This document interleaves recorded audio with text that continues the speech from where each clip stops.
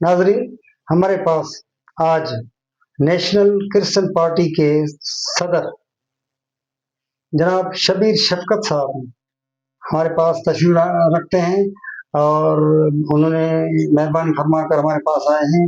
आज हम उनसे गुफ्तगू करेंगे ईरान और इसराइल के दरमियान जो ये लड़ाई हुई है पिछले दिनों में, जिसका अभी खात्मा भी हो गया है।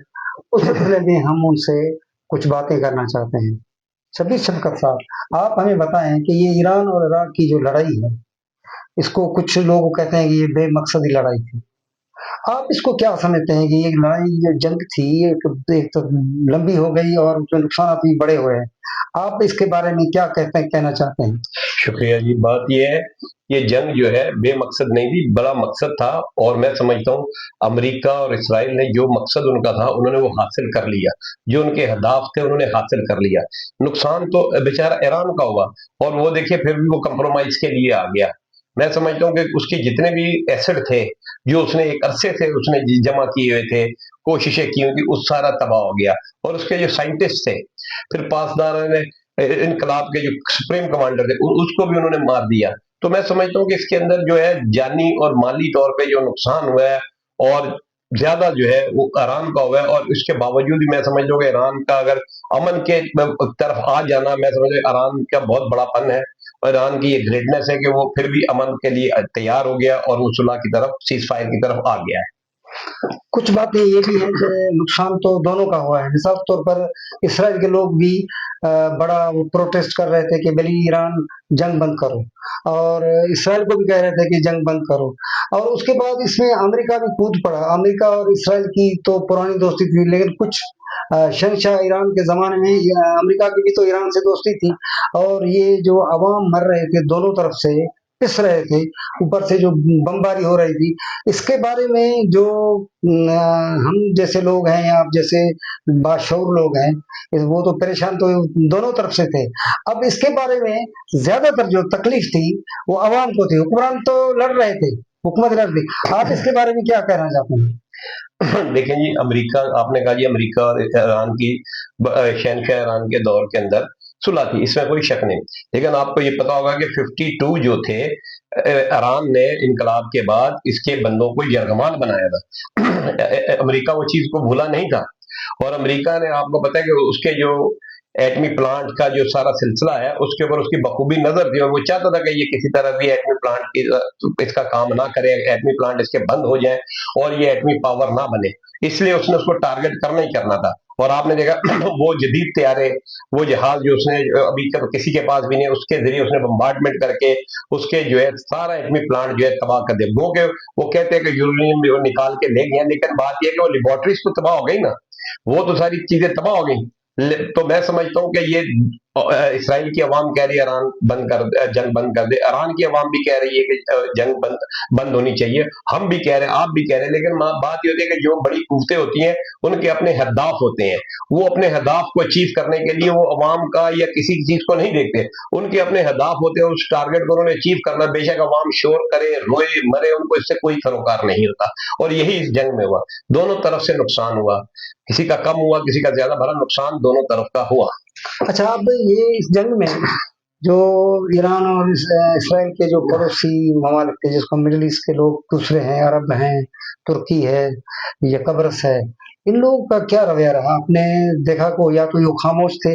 हमें तो जो बाजार देखने में आ रहा था कि वो खामोश है, वो परेशान भी होंगे, लेकिन खामोशी ज्यादा देखने में आई। आप इस बारे में क्या समझते हैं कि क्या था? देखें जी, अरब ने बड़ी मार खाई हुई है इसराइल जंगों के अंदर।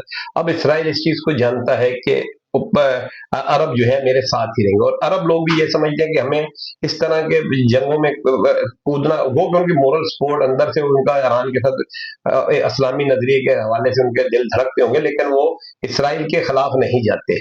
आपने देखा बाकायदा दुबई का एक तैयारा जो है अमदाद लेके तल अबीब में गया है, इसराइली लोगों की अमदाद के लिए अमदादी सामान देकर आया है। मैं समझ लूँ कि अरब के लोग जो है इस जंग के अंदर वो बिल्कुल न्यूट्रल रहे हैं।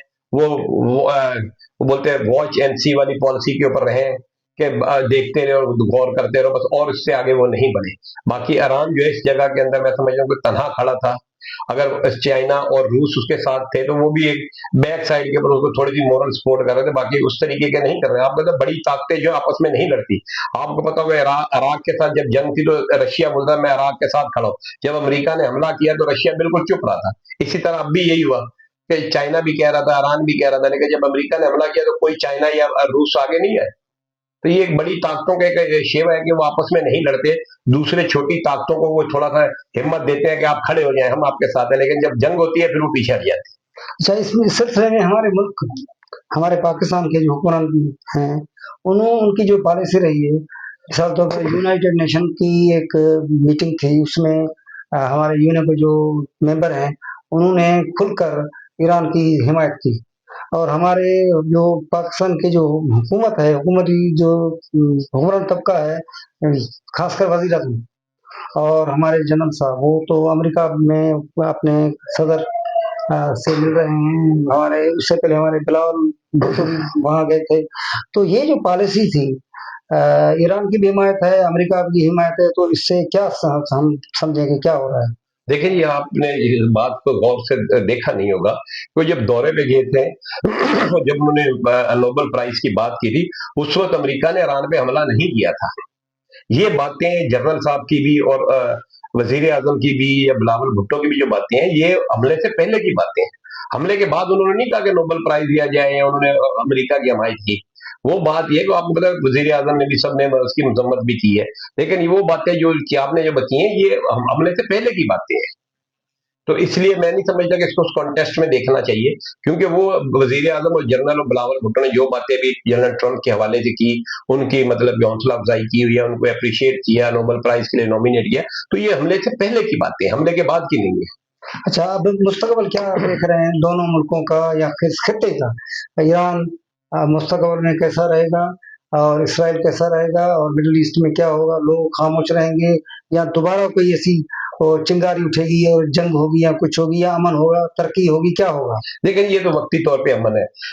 आपको पता है इसराइल की तारीख है, इसराइल जब से वजूद में है वो जंग ही लड़ता रहा है, और उसको जंगों का एक्सपीरियंस भी, और वो जंगें करता है, और उसने जो है वो वो उसका जो है उसने जिन जिन जगहों पे उसने वो जो उनकी किताबों में लिखा हुआ है कि उन उन जगहों पे उसने कब्जा करना है वो करेगा।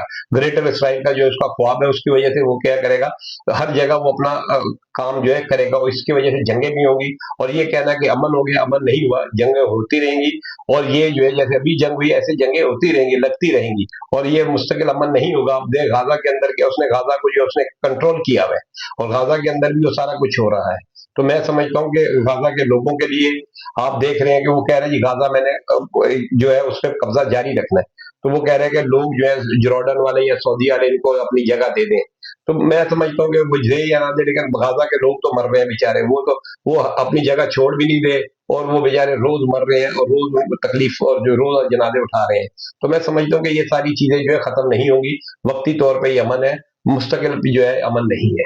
तो इसके मुस्तकबिल के लिए हम, हमारे लोग जो हैं, हम पाकिस्तान के लोग या दुनिया भर के लोग, हम क्या ख्वाहिश रखें? हम जी पाकिस्तान के लोगों का तो खुदा ही हाफिज है, बाकी दुनिया के लोगों को ये सोचना चाहिए कि ये अमन जो है ज्यादा देर पा नहीं है।